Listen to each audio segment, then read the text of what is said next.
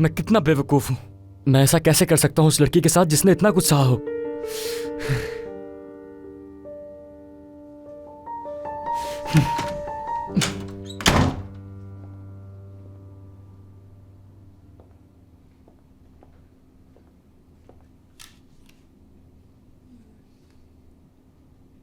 कल हमें मार्केट भी जाना है।